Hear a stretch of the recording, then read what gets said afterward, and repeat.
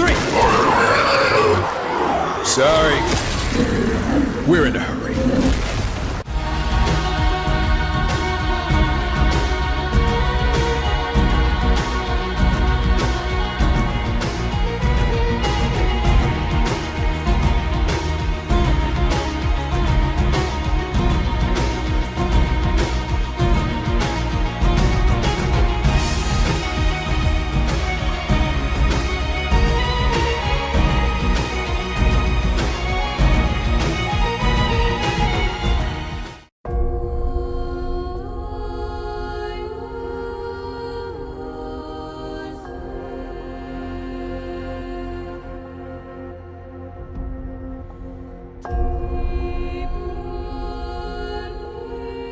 This is Darksiders Genesis, developed by Airship Syndicate and published by THQ Nordic. Unlike the numbered entries in the Darksiders series, so Darksiders 1, 2, and 3, they were kind of third-person Zelda, Metroidvania type games. Darksiders Genesis is a top-down hack and slash. It's actually a lot closer to something like Diablo than it is to something like Zelda. Darksiders Genesis, you take on the role of two characters, so you can play as War, who was the main character of the original Darksiders, and Strife, who is the only horseman who hasn't appeared or hasn't been playable in the series up to this point. And I can kind of see why, because he doesn't play like any of the other horsemen. The other horsemen are kind of all melee focused, and Strife is a gunslinger. So it's interesting to think that maybe this is their attempt to get a Strife game into the series without having to kind of break their engine to deal with shooters and stuff. I don't know, maybe we'll still see a Darksiders 4 and that's just all Strife. I don't know. Gameplay wise, if you're playing the game single player, you'll have to swap in and out of the two characters. As I said, Strife is a shooter, so he handles like a twin stick shooter, as you move with the left stick and you can shoot in the directions with the right analog stick. As the game goes on, you unlock new ammo types for Strife to use. So he can have his default, which is just bullets. He has like a beam, or he's got like a charge up gun. He's got like this lightning arc thing that arcs between enemies and stuff like that. Lots of different things he can do. He gets different abilities as it goes on. He can make a clone, which is very Diablo. Caltrops, which is again also very Diablo. He plays almost exactly like the Demon Hunter in Diablo 3, except without the twin stick shooting, obviously. War, conversely, is heavily melee focused, and I would go on to say like entirely melee focused. He just has that big old sword and he just clobbers people with it. He's got a lot of the moveset he had from the original game. It's not as big. Juggling and things like that is a lot more difficult to do in this game. And you'll kind of find that War is a bit boring to play as, honestly, and that's kind of disappointing because I really like War. I wanted to play as him more, but Strife is just considerably more effective in the game. If you can manage to get a partner to play with you, this game is going to be a lot more fun with two people. I'm not sure if the game actually bumps up the difficulty if two human players are playing at the same time, but it is the only way to get both characters on screen at the same time, which is kind of annoying. It would have been nice if there was an AI control or something if you were playing single player, but anyway. Story-wise, Darksiders Genesis, like almost all of the Darksiders games, have been set before the original. But Darksiders Genesis, as the name might suggest, is the first one, or the earliest one. This is basically the horsemen have just entered into service of the hell are they called? Council? Charred Council, that's them. They've just entered service, so this is like one of their earliest missions, and it's to find out what Lucifer is up to, which I believe is the first mention of Lucifer in the Darksiders series. I think he's almost always called the Deceiver or something, but this is the first time they actually name dropped him. Anyway, if you're not familiar with the Darksiders series, it's kind of like a heavy metal version of like the Apocalypse, basically. Like the character designs are just done up to the nines in like heavy metal westerny anime kind of thing. It's nuts, and that's all from Joe Mad, like his art style. He's on board with this as well. He's like heading Airship Syndicate now, so that's his baby. You might have seen a game on this channel before, which is Battle Chasers Night War. That's him as well, and the art style is very, very similar. Both characters, like, they unlock new abilities and things as the game goes on. Strife gets his different bullets, and War gets different enhancements or enchantments for his sword, so they do like poison damage or lightning damage or whatever. Like I said, War, unfortunately, kind of boring to play. Strife is a lot more interesting. He's just a lot more mobile, and he's got a bit more variation in his weapons. And because he's kind of ammo based, you have to swap the weapons a lot.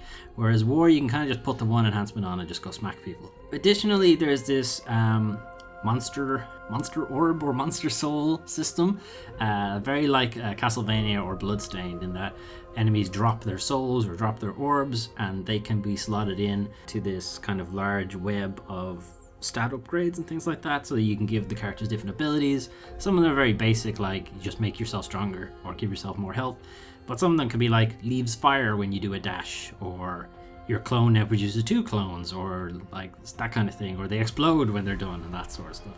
So there's like some interesting things you can unlock in the gameplay. Like I said, it plays very much like Diablo, but Diablo is the better game by miles. Darksiders Genesis is serviceable. Some things that would have improved it for me, like I play games vast majority single player, so an AI partner for the other character would have been good. The camera, I mean, I know the kind of game they were going for, so it was never going to be like a proper third-person camera, but some of the platforming is a little ambiguous because of the camera angle, so that something like that could have been fixed, better shadowing or something like that. War is a little bit kind of boring to play as.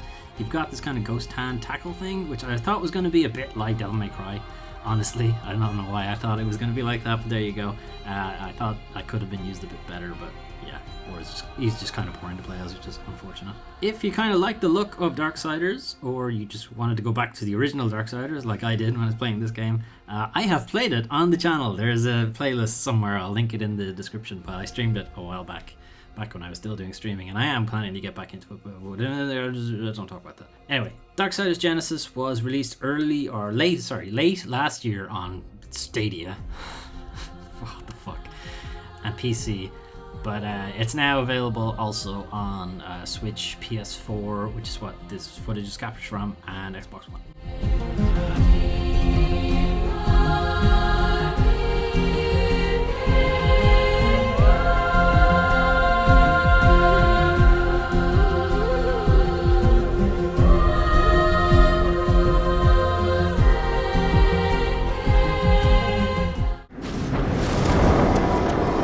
This is why we're here. We needed it. Yeah? Yeah? And just what is it? If you're done showing off, semi-associate awaits. Almost so Foley.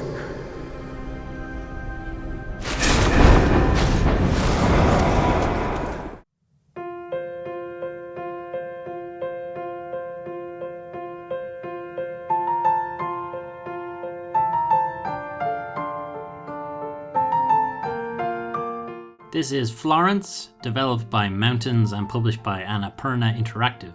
Florence is a kind of interactive novel or comic. It's a very narrative-driven game. It follows the life or early life of Florence as she starts off kind of bored and disappointed with her job, and she meets a new person and they grow in a relationship, and that relationship has struggles and so on. It's that kind of early period of Florence's life that you're guided through. The game's fairly linear, it's just guiding you through that narrative experience, interrupted every now and again with like little mini games that match up with what the character happens to be doing. So there's a bit where Florence falls off her bike and you need to like rotate dials to focus in her sight again, or there's a bit where she's having a conversation with somebody for the first time, and it kind of mirrors her emotional feelings at the time, because the conversation is really hard to piece together. It's like this jigsaw puzzle. But as they get to know the person, the puzzle becomes much, much easier to perform, and it's like 1 or 2 pieces, you know, starting from like a couple of like 10 pieces, and now the puzzle's only 2 pieces. You know, it's like it's mirroring the idea that conversation is flowing really easily.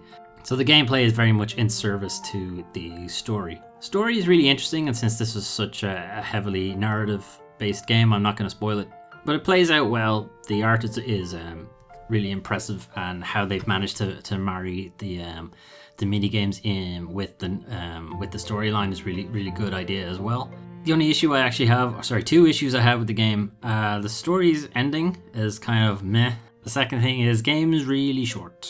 Take you like half an hour maybe, or 1 hour to complete. So don't know, You know, for the price I got, it was about €5. So this game previously has been on Android and iOS mobile platforms, and I believe it's cheaper on them currently as well.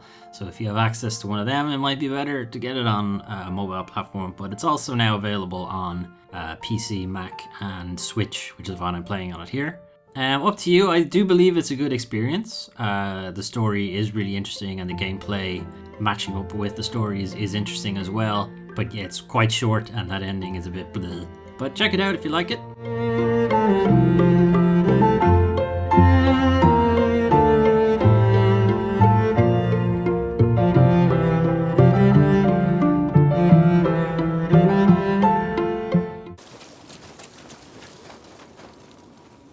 Should you seek comfort in your sorrow, you would be wise. This is some footage from the last chance trial of Nioh 2 that was running over the weekend at the end of February. I'll be looking at Nioh 2 more in next month's video, but I just wanted to show this little snippet, mostly because I needed something to put in this video. Having played the original Nioh, and I've played some of the previous closed trials of Nioh 2, this is looking really good. It just reminds me that I need to go back and play the original Nioh, because I really enjoyed it, but it's a really long game, and then other games pop up in the meantime and they take a bit of my attention away. But Nioh 2 is looking fun. This trial showed off a bit of the character creator as well, and a new area which I hadn't played before. It's not entirely sure when in the game this takes place. The character you're given already has a couple of skills unlocked, so I'm assuming it's a bit later in the game. But yeah, it's just as hard as the original Nioh. I think it's actually a bit harder. These newer kind of demon tainted areas, I guess. I forget what they're called. I think they're called Dark Realms or something.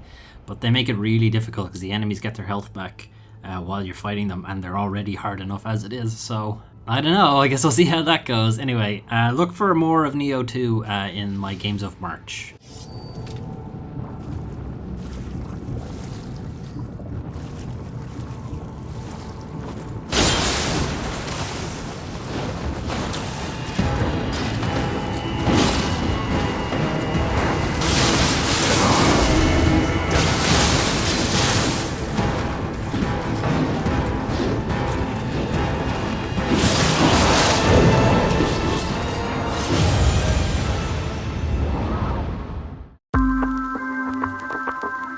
One, two, three. Dream.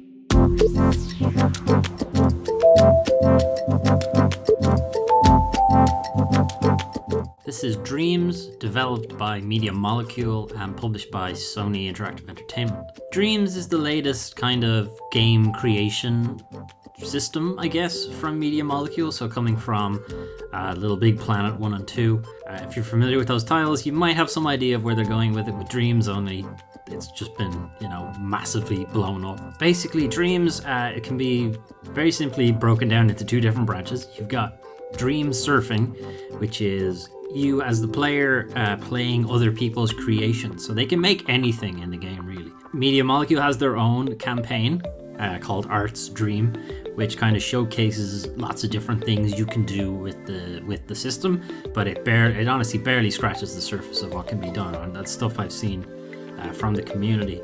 So there's some footage here from Art's Dream, which kind of it's like a feature length kind of thing. It's like 2 to 3 hours. It does like point and click adventure.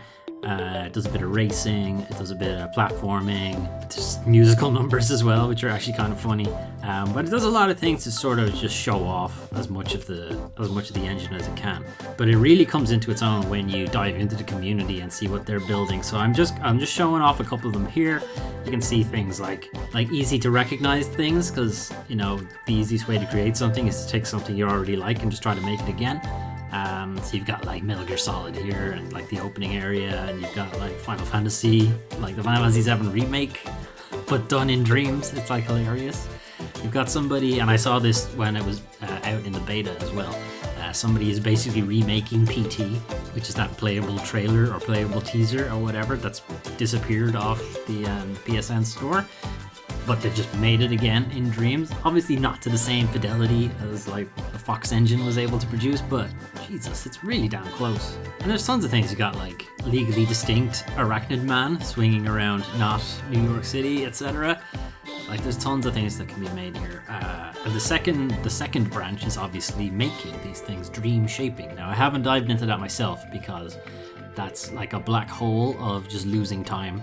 And also, I tend to restrict myself to just a couple of hours of game footage, and making something, it takes a lot longer than just playing it. But yeah, like, I mean, again, if you're familiar with any kind of game building engine, this is vastly simpler, but still incredibly powerful. Controls wise, it's by default it's motion controls, and that's mostly to make it as accessible to people as possible. I would actually suggest keeping the motion controls on, because it does make moving your little imp, grommet, whatever you want to call it, they call it an imp in the game, but just moving him around the screen, it actually does make it a lot easier. I found the same thing with another game, Gravity Rush, which had a similar idea. But anyway, Dreams has a ton of potential just from looking at the community. It's a lot of like repeats, and it's somewhat difficult to tell what's a good dream and what's not a good dream just by looking at covers and things like that.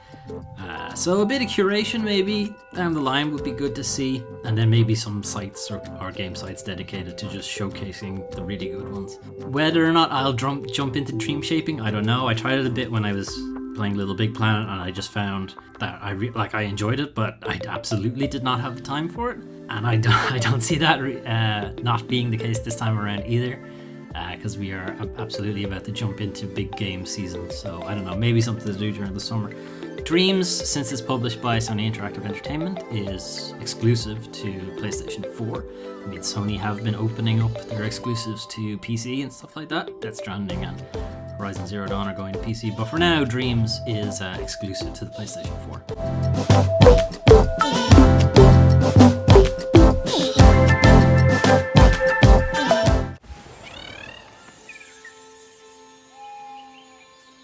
I remember this place. We could play in here for hours. Our magical fantasy land.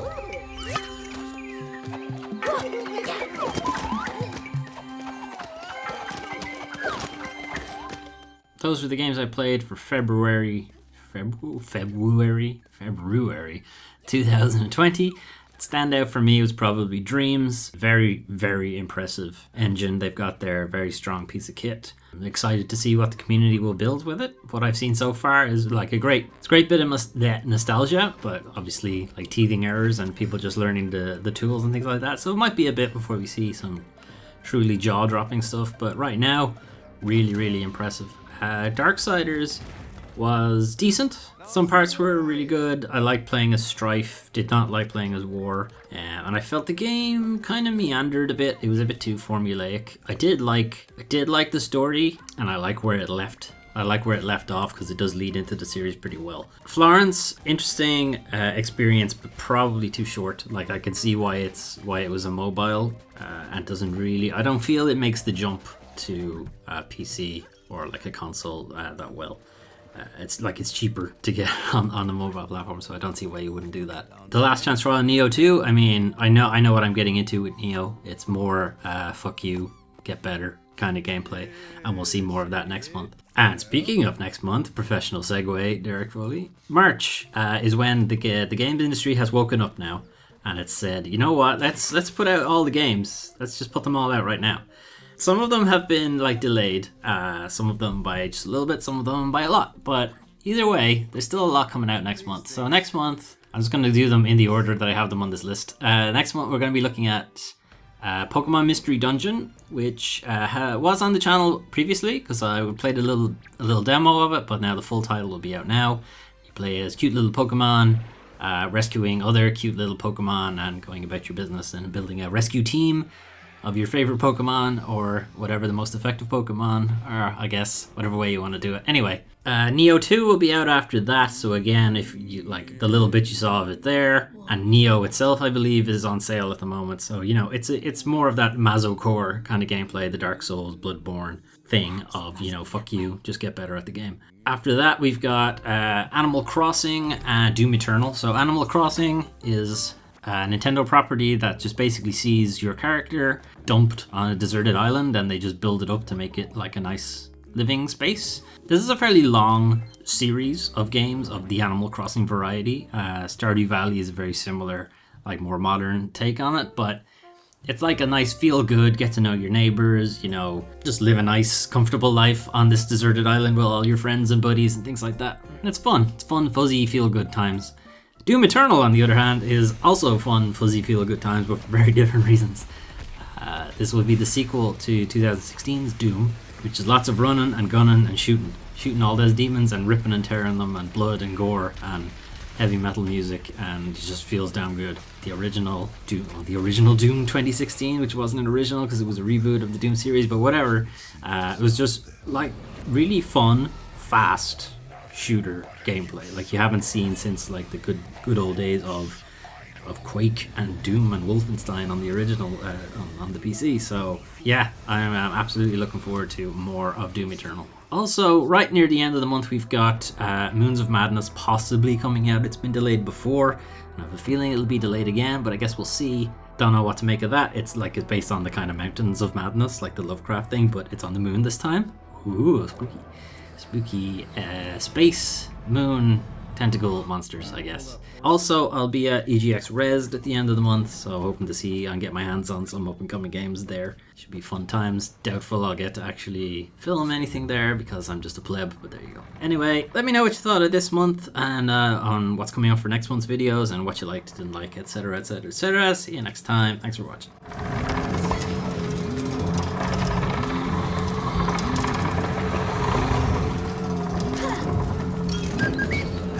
Hey, Impy, maybe you should be careful with that thing. No.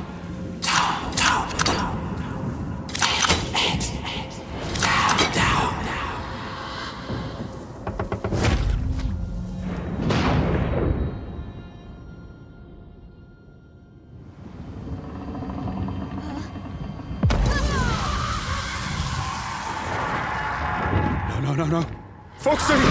Francis! Watch out! It's